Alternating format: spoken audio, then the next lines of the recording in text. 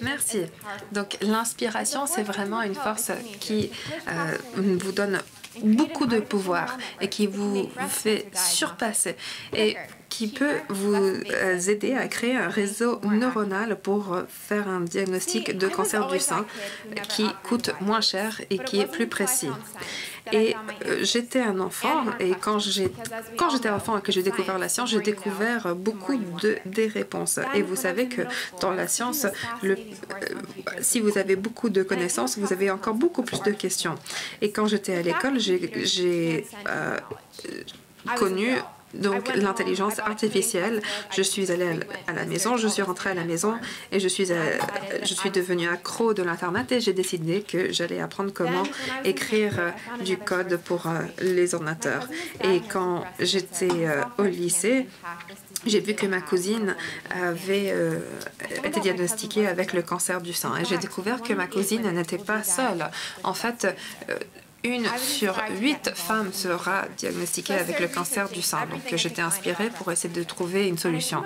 J'ai commencé à faire beaucoup de recherches et j'ai trouvé de la recherche de l'Université de Wisconsin qui parlait de l'aspiration à l'aiguille fine. Il ne coûte pas très cher et c'est très rapide, mais ce n'est pas très concluant.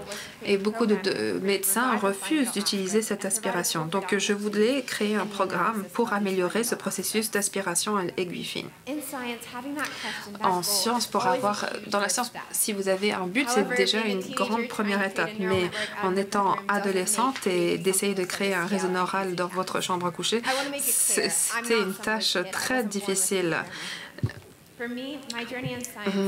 Mon parcours dans la science a vraiment eu tout à voir avec la détermination et la volonté.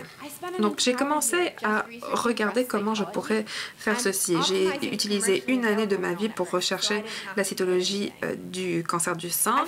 Après, j'ai découvert que même les meilleurs réseaux neuronaux artificiels n'était pas assez fort. Donc, j'ai décidé de tout codifier dans Java.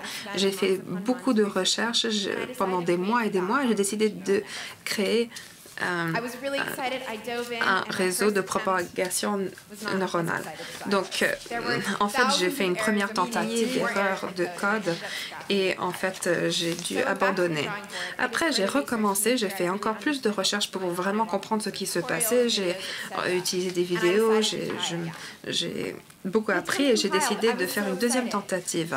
Il y a eu un peu de succès, mais il n'y avait pas beaucoup de succès pour le taux de diagnostic du cancer.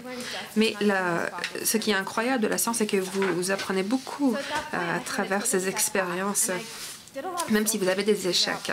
Alors, j'ai essayé de comprendre quelles erreurs j'avais pu faire. Et après, je me demandais si je pouvais vraiment créer ce réseau neuronal sans aller à l'université. Mais un jour, j'ai compris que la deuxième mise en œuvre était il y avait des problèmes avec ceci. Donc, j'ai décidé d'avoir 3 différentes mises en œuvre. D'abord, je changerai la logique inconclusive et aussi, j'allais m'assurer que le réseau pouvait diagnostiquer les patients du cancer du sein correctement.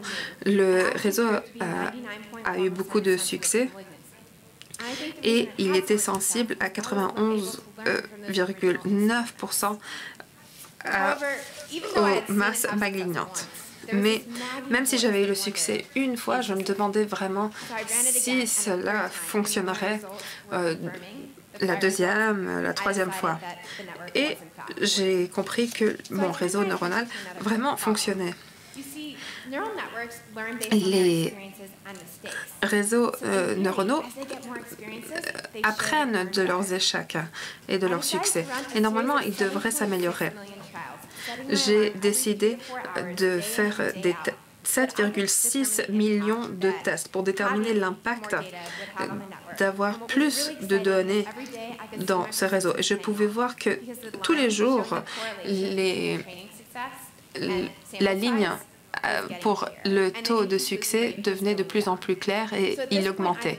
Et le taux de non conclusif diminuait. J'ai décidé que j'avais besoin d'autres données et j'ai décidé de demander à des gens de me fournir ces données dans le nuage, le cloud, pour que mon programme puisse être utilisé par le cloud. J'ai décidé de faire en sorte que ce soit plus rapide et plus ouvert.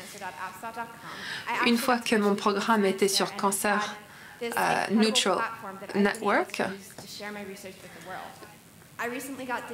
j'ai pu avoir plus de données. J'ai eu des données d'un hôpital en Philadelphie et pour l'instant, le programme a diagnostiqué tous les échantillons correctement, ce qui montre qu'il peut fonctionner correctement. J'ai aussi recueilli des échantillons de l'Italie pour voir comment mon réseau peut fonctionner à travers le monde.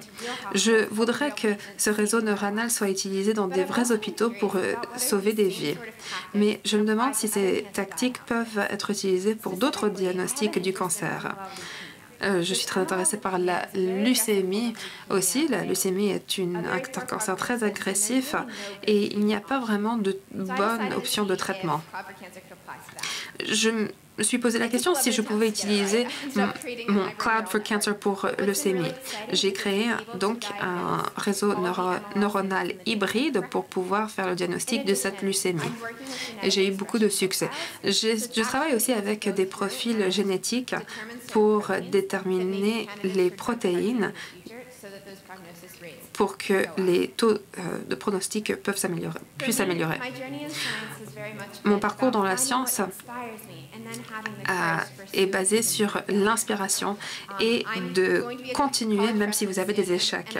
Bientôt, j'irai à l'université et j'étudierai l'informatique et la biologique et j'ai bien compris à travers toutes mes expériences qu'il ne faut jamais baisser les bras, qu'il ne faut jamais abandonner, sinon je ne serais jamais pu être invitée ici au CERN et vous parler de mon invention.